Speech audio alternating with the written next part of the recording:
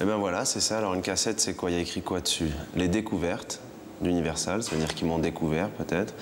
Jimmy Levy présente Gad Elmaleh, décalage au Palais des Glaces. Et je dois dire qu'on vit une vraie situation de décalage aujourd'hui, parce que ça fait longtemps que j'ai pas vu cette cassette.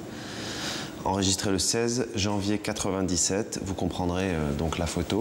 On peut même faire un grand plan sur cette photo qui est quand même un objet d'une grande valeur. 97, j'étais comme ça, j'ai pas vu ces images depuis le temps. Mais je sens qu'on va bien rigoler.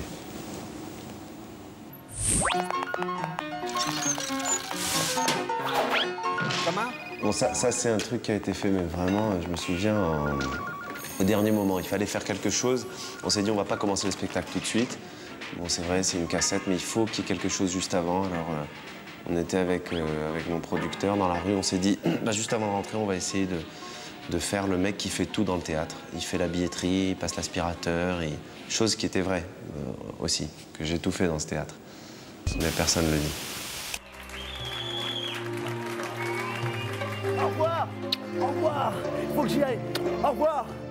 Oui.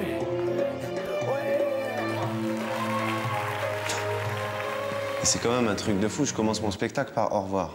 Et les gens, ils disent bonjour d'habitude. Là, je commence par au revoir. Et en fait, je suis en train de voir un truc, c'est que dans ce spectacle-là, je serais incapable de faire ça aujourd'hui. Je sais pas si c'est du courage ou de l'inconscience, mais aujourd'hui, sur scène, j'ai besoin de venir vers le public et de dire, enfin bonjour, oui, mais surtout de m'adresser au public et de dire bonsoir, et puis je sais pas, de faire une petite intro. Et là, en fait, j'ai l'impression que ça commence comme dans une pièce de théâtre. J'aurais pas le courage de le faire aujourd'hui. Oh, qu'est-ce que c'est beau, c'est magnifique. Oh là là, c'est génial, je viens d'arriver. Oh non, la honte, la chouma, non, non, non. Là-bas sur le tapis roulant, je vois tout ce que m'a donné ma mère et ma tante, c'est en train de défiler.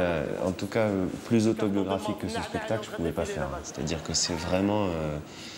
quand on me dit est-ce que c'est vraiment votre vie que vous racontez dans Décalage, c'est vraiment, ça colle pile poil à la vie, c'est-à-dire au départ du Maroc, à aller habiter au Québec, jusqu'à faire le pilote de la Royal Air Maroc.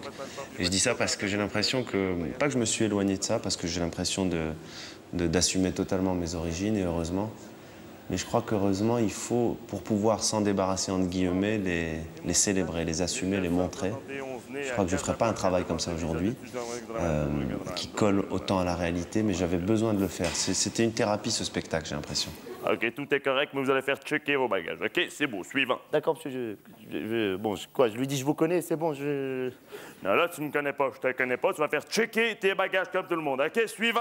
Ça va, monsieur, je voulais juste discuter un petit peu avec vous, c'est tout. Je vais aller checker, d'accord. La discussion entre moi, c'est-à-dire le personnage de David et le douanier, le changement de personnage super rapide comme ça, c'était un challenge pour moi. Je me disais, il faut que je fasse un maximum de personnages sans à chaque fois faire un noir, passer à un autre sketch. Mais c'était comme un challenge. Et je crois que c'est là que je me suis inspiré de Philippe Cobert à l'époque, où j'avais une grande fascination pour lui. Je me suis dit comment il fait pour jouer 3-4 personnages en même temps, simplement en tournant comme ça sur lui-même. Et il n'y a pas ça dans la vie normale, je crois. Je ne sais pas si ça existera dans mes prochains spectacles, mais dans Décalage, il y avait un vrai travail sur la métamorphose directe du personnage. Tout de suite, un truc un peu genre comédie italienne, commedia dell'arte, où tout de suite le mec il change de visage.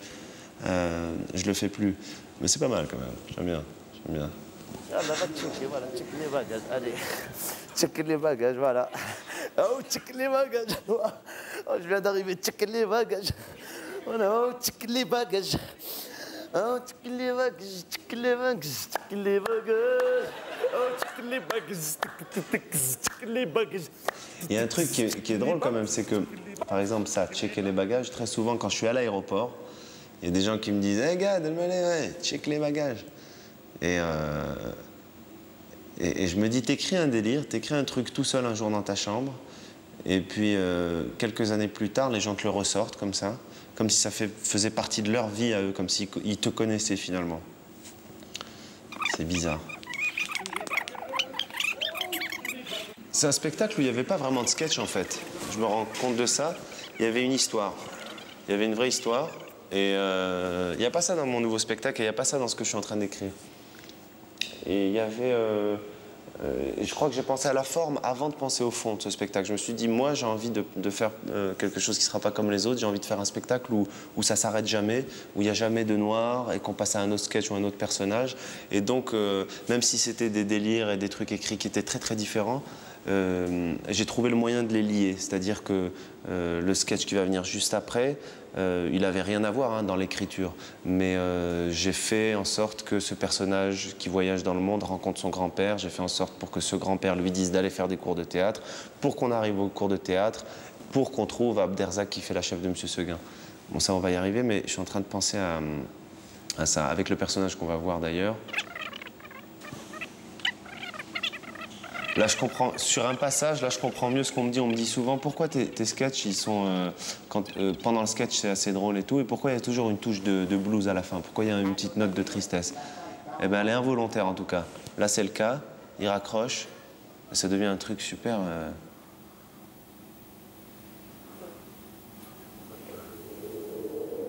Ouais, c'est genre un moment de solitude, quoi. Je le remets, je suis désolé, mais j'ai envie de voir ça parce que... C'est involontaire, mais c'est dans l'écriture, en fait. Il est tout gai, tout ça, et boum, il raccroche. Et là, il est tout seul.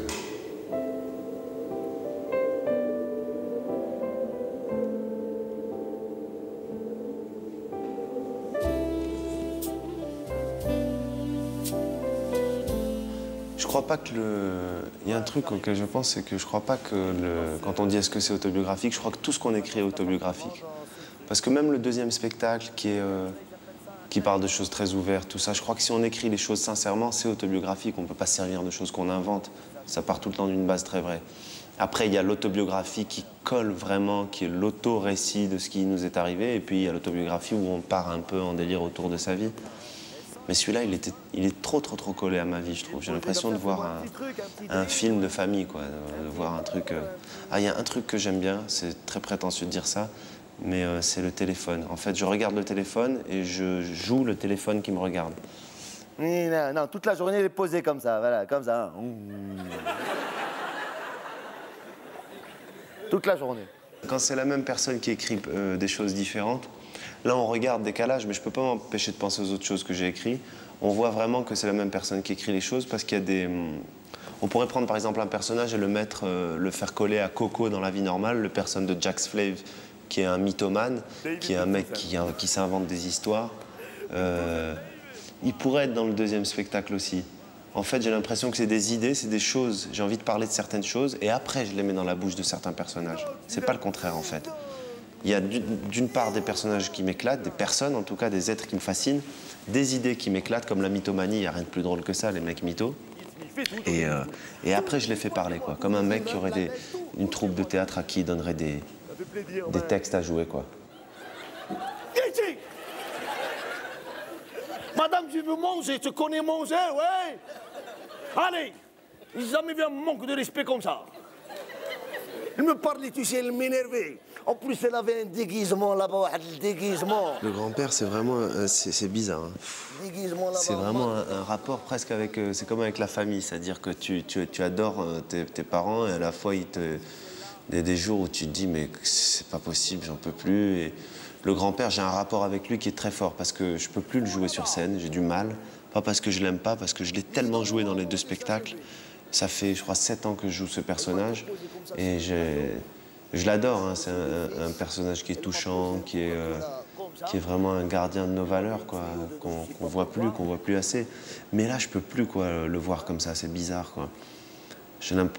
Et comme c'est un personnage fort, mais fort dans tous les sens du terme, c'est-à-dire qu'il est il est courbé en permanence, il est fort, quoi, il a des attitudes, il a une manière de parler, tout ça. Alors c'est pas léger, quoi, c'est pas un truc qu'on regarde et puis. Au dernier moment, elle me... Mais je crois que je vais à la fin des dernières représentations de la vie normale, je crois qu'on va lui faire un enterrement. On va le, je sais pas, parce qu'il y en a marre maintenant.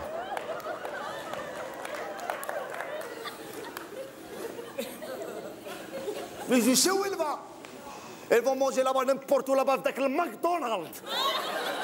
Bon, what le McDonald's? Ouais, Dans l'écriture, que n'empêche, ça a bougé, hein, parce que je crois que j'ai appris des trucs par rapport à ça. Là, sur le sketch du McDo, Tout le monde il me disait avant, mais je faisais tout un truc avant de rentrer dans le sketch. C'est-à-dire que j'expliquais que...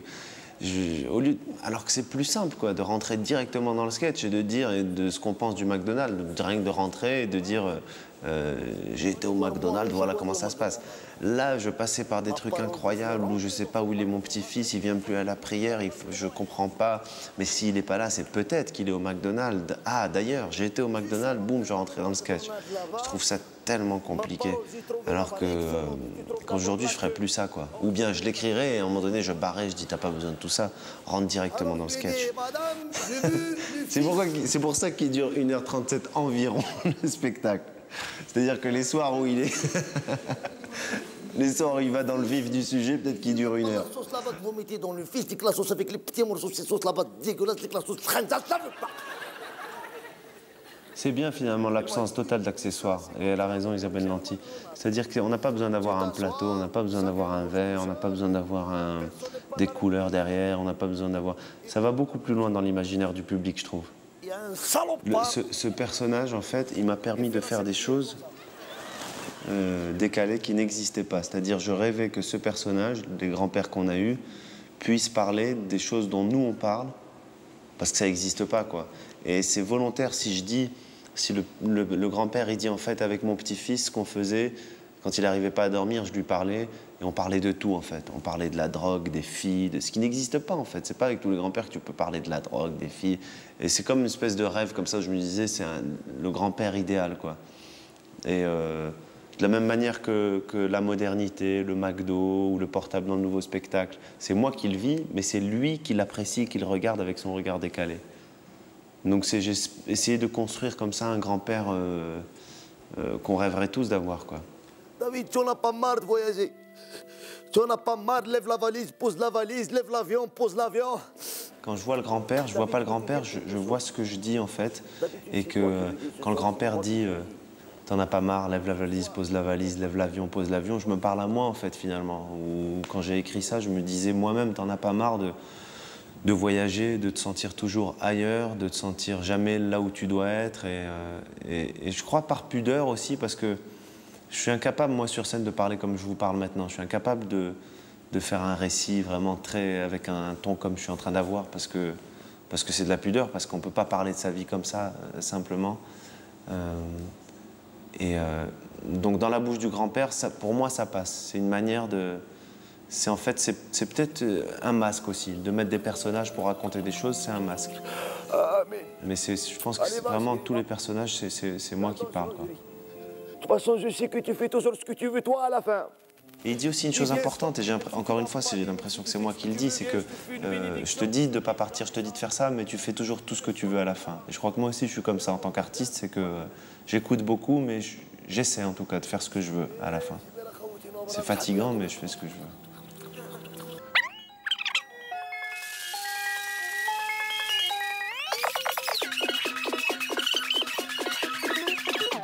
Qu'est-ce que c'est beau, Paris.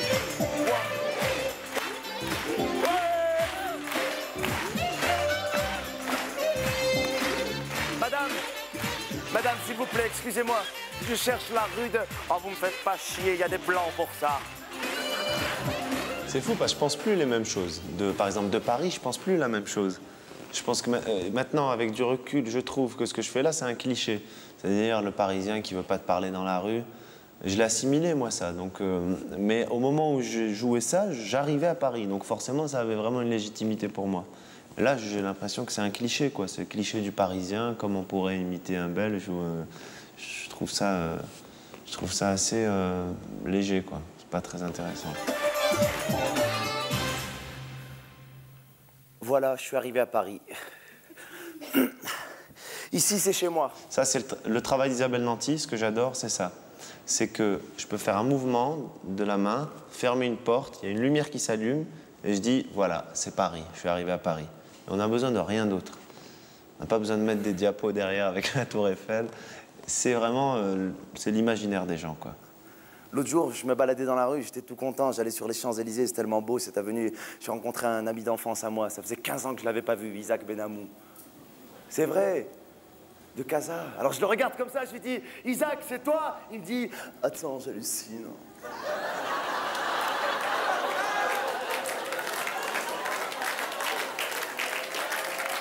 Là aussi, c'est un changement brutal. C'est des changements que j'aime bien, qui sont très très décalés. Je vais le revoir là. Le passage de David à l'autre qui dit... Je le regarde comme ça, je lui dis, Isaac, c'est toi? Il me dit, attends, j'hallucine.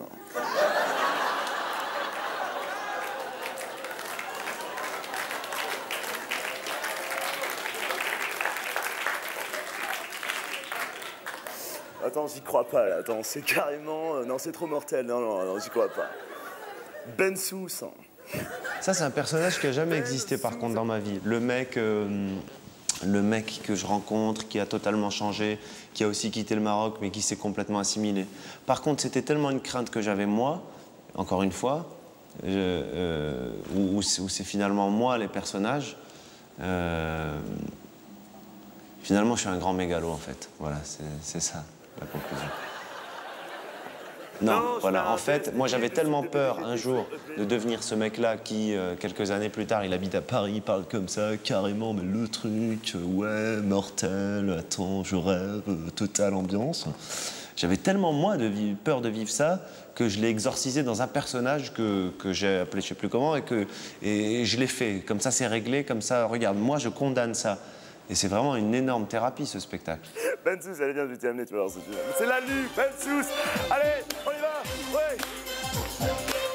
Ouais. Allez. Allez, venez avec moi, ne me laissez pas tout seul.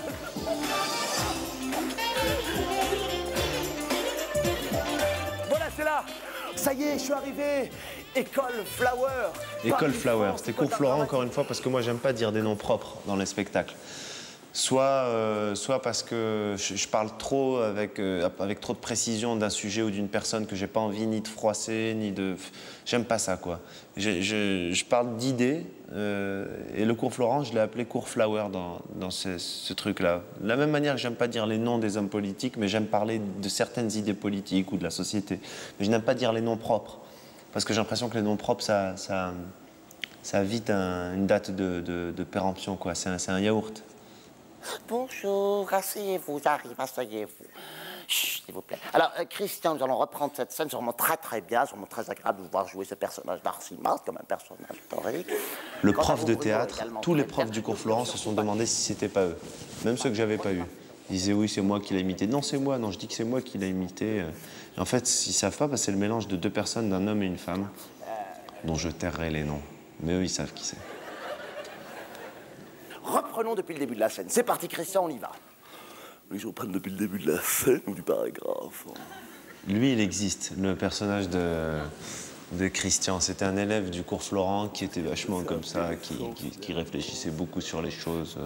Alors, j'ai pas mis son vrai nom. Je l'ai exagéré beaucoup, encore une fois, parce que j'imite peut-être ce personnage, mais je mets dedans tout ce que je pense, moi, d'un certain théâtre un peu prise de tête où on croit que souffrir, c'est bien, alors que souffrir, c'est pas divertissant et surtout pas pour le public. Alors, toujours ce que je dis aux acteurs étrangers, ça c'est intriguant, servez-vous de ce folklore, servez-vous de vos origines, servez-vous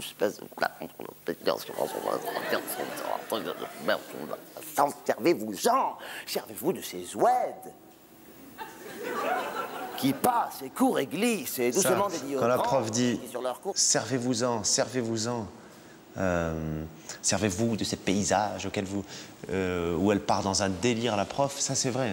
J'avais une prof qui me disait vraiment, vous êtes différents, mais servez-vous-en, servez-vous de vos origines, donnez vos origines à Molière, allez-y, rentrez dedans, servez-vous de tout ce que vous avez en vous.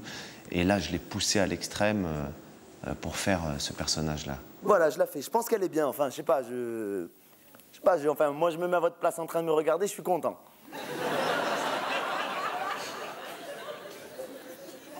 Le menteur de Corneille, le rôle de Dorante. Dorante, c'est moi. Quand on fait des personnages, ce qui est génial, c'est qu'on peut se permettre de dire des choses... on peut être prétentieux, on peut être dur, on peut être timide, on peut être... Là, je dis à la prof, moi, je pense que c'est bien cette scène, je me mets à votre place en train de me regarder, je suis content. Et quand on fait un personnage, on peut se permettre vraiment d'aller loin, quoi. Oh!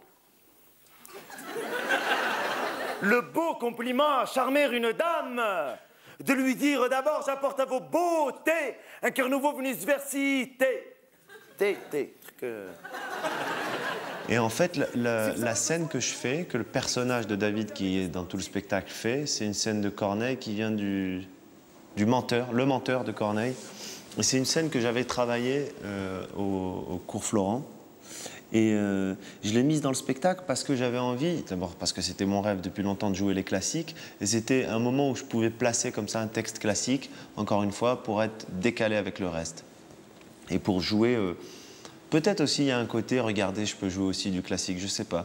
Mais c'est un texte qui existe, c'est Le menteur de Corneille. J'avais besoin de dire que je pouvais jouer ça, que j'avais envie de jouer ça, que je l'avais appris à l'école, et qui m'avait servi peut-être à quelque chose. Pas comment il s'énerve, elle prend le cheval, fait une marche arrière avec le cheval comme ça.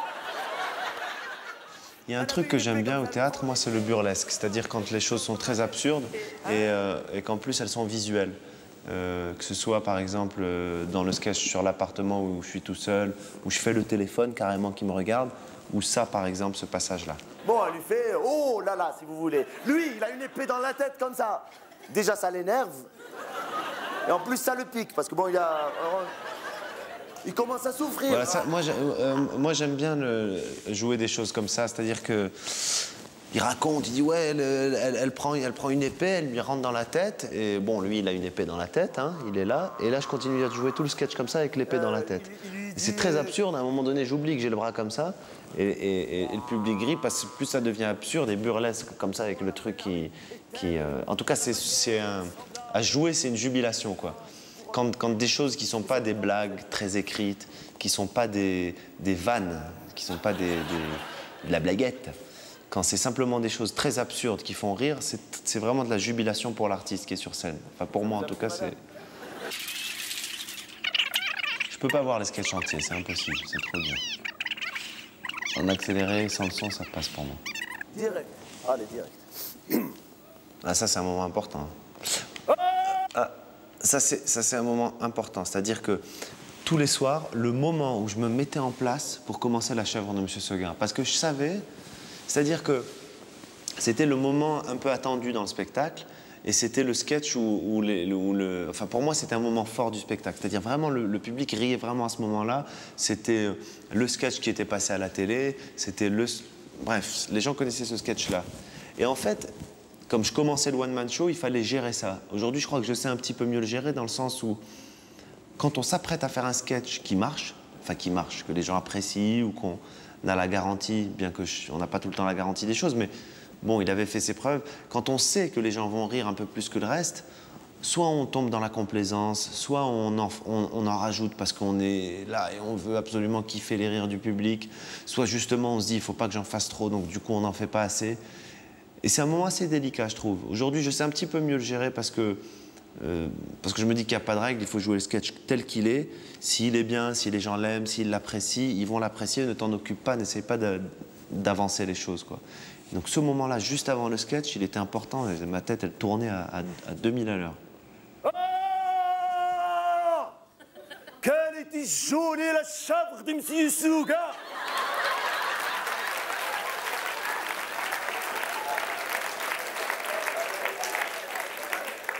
Voilà, c'est à ça qu'il faut faire attention, je crois. Quand un sketch commence à être vraiment dévoilé, que les gens l'ont vu, qu'ils l'ont vu à la télé, c'est qu'on dit la première phrase du sketch, il n'y a rien de drôle, hein. Le mec, il arrive, il dit « Ah, quelle était jolie la chèvre de M. Seguin », et il y a des applaudissements. Mais il y a des applaudissements pas parce que c'est bien encore, parce qu'ils savent ce qu'ils vont voir. C'est « Ah, enfin, maintenant, tu nous fais la chèvre de M. Seguin ». Et donc, sur ces applaudissements-là, moi, j'essaie de ne pas les écouter, quoi. C'est-à-dire que j'essaie de faire abstraction de ces applaudissements-là parce que sinon ça m'amène ailleurs. Et ils applaudissent simplement parce qu'ils sont heureux que tu joues ce moment-là. Ils applaudissent pas parce que t'es super, quoi. Avec sa barbiche de sous-officier, ses yeux noirs luisants, ses sabots noirs luisants. Alors là, on arrive à un moment important du spectacle, et important de ma vie, et important pour beaucoup de choses, c'est-à-dire La chèvre de M. Seguin, parce que ça a été Elle était relax, elle était cool, elle emmerdait C'est un sketch dont on me parle beaucoup, en fait, dont les gens me parlent. Même quand je joue, des fois, le nouveau spectacle, on me dit « la chèvre ».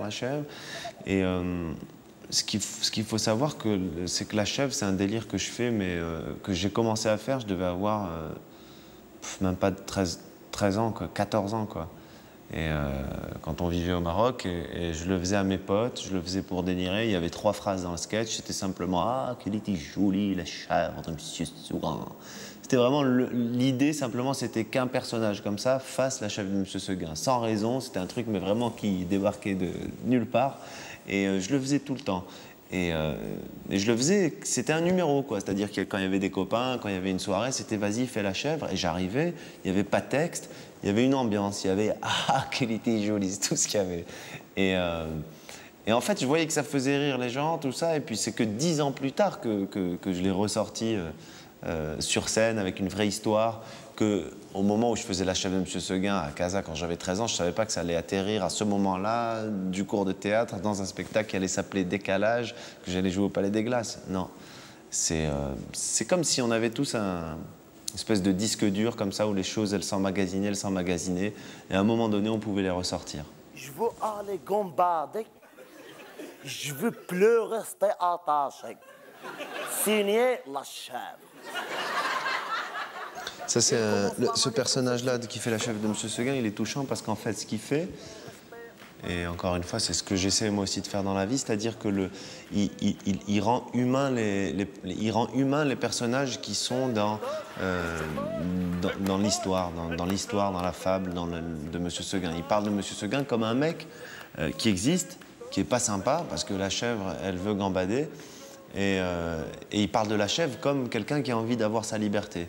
Et je me souviens, moi, d'une interview où on m'avait dit, où le journaliste, il avait été très loin, il m'avait dit « Oui, j'ai bien aimé votre parabole sur le système politique de la société symbolisée par la chèvre qui veut se révolter, et puis le pouvoir représenté par Monsieur Seguin. » Et j'ai dit « Attendez, franchement, j'ai jamais pensé à ça, mais là, vous m'avez sorti un truc... c'est pas possible. Moi, je faisais la chèvre de Monsieur Seguin à 13 ans avant même de savoir ce que c'était le pouvoir. » Madame, mets-toi à sa place. Imagine, je viens un jour chez toi à la maison, voilà. En fait, c'est le biais comme ça de cette écriture-là. C'est-à-dire qu'il prend à partie la prof de théâtre, ça devient absurde. Ça veut dire, il lui dit, mets-toi à la place de la chèvre de Monsieur Seguin. Comme, imagine, madame, je viens, je t'attache à un piquet, je te dis, tu bouges plus, tu gambades plus. C'est ce que j'aime, moi, dans l'écriture. C'est quand on sort du contexte des carrés, des choses...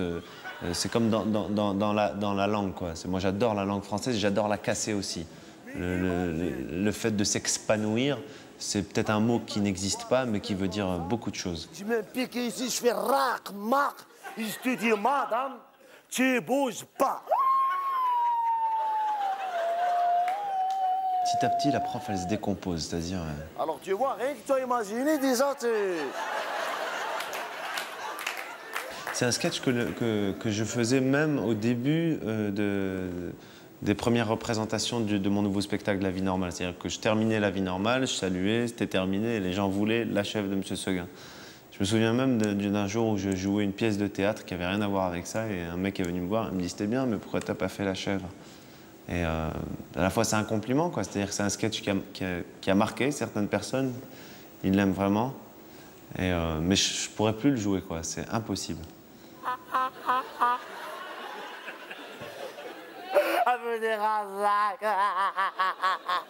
Le théâtre francophone est dans le coma. Madame, arrête. Moi aussi, la première fois qu'on m'a raconté la chèvre, j'étais pire que toi. La prof de théâtre, à la fin de la chèvre de Monsieur Seguin, dit « Le théâtre francophone est mort ».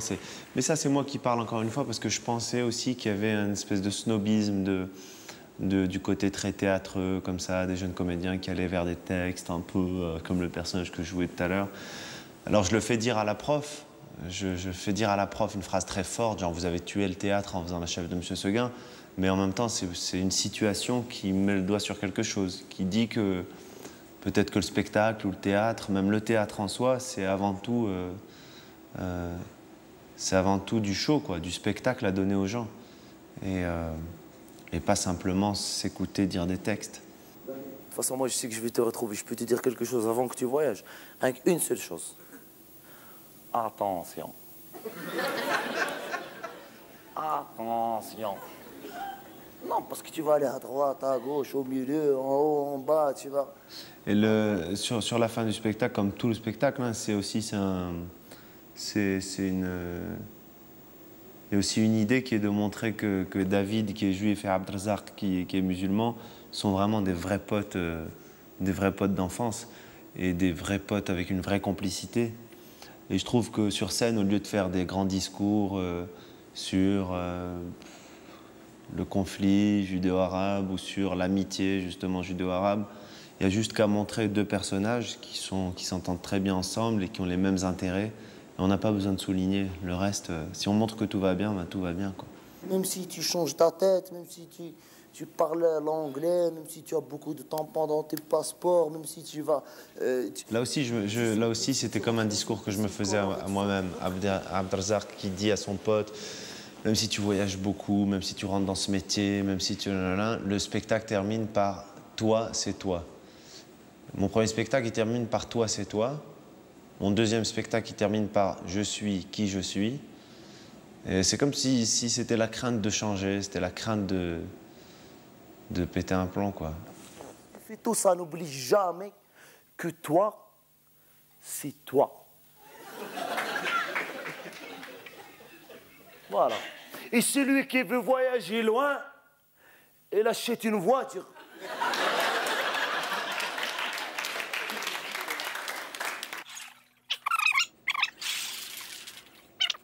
On garde le contact. Ah. Ça, c'était la dernière phrase du spectacle. On garde le contact. Une seule chose, s'il vous plaît. On garde le contact.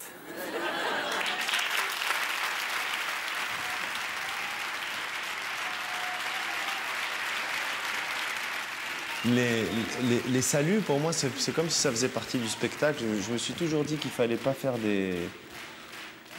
Et moi, j'aime pas trop les spectacles que je vais voir, surtout les spectacles comiques, où même pendant les saluts, les mecs viennent et continuent à faire les cons, quoi, dans le sens où... Je trouve que c'est une manière aussi de remercier le public d'avoir été là pendant 1h30, enfin non, 1h36, 35 environ. Et je trouve que c'est une manière de les remercier aussi, de venir et de saluer humblement, sobrement. Puis après, peut-être faire des conneries, mais c'est important pour moi de venir saluer le public, quoi, de lui dire merci.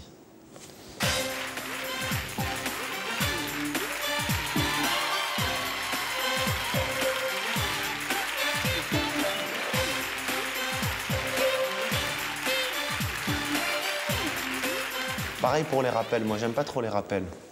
Sauf si c'est un vrai rappel, et pour moi dans une carrière, un vrai rappel ça arrive une fois tous les 5 ans. Quand je dis un vrai rappel, c'est-à-dire que le public fasse un rappel tel que tu dises je peux pas ne pas retourner sur scène, quoi. Il faut absolument que j'aille refaire un truc. Mais les rappels qui sont prévus, c'est-à-dire j'arrive, c'est dans le spectacle, c'est chorégraphié, j'arrive à la fin, je fais un salut, je rentre en coulisses, et les gens font le rappel parce que c'est prévu, donc il y a le rappel, c'est le moment du rappel. Pour moi, c'est plus un rappel. Il vaut mieux faire tout un spectacle, dire voilà, c'est fini, merci. Et si vraiment il y a un rappel, ce qui arrive, mais une fois, il faut qu'il y ait vraiment un truc de dingue, là, tu reviens avec quelque chose. Quoi, je sais pas, mais tu reviens avec quelque chose. Mais de le faire de manière entendue, convenue, c'est un peu... J'aime pas ça. Moi, j'aime bien les saluts sobres, j'aime bien les saluts où vraiment on fait pas le con. Vraiment, c'est très important. Bon, maintenant, je vais regarder la télé. C'est quand même beaucoup plus marrant ce qui se passe à la télé en ce moment.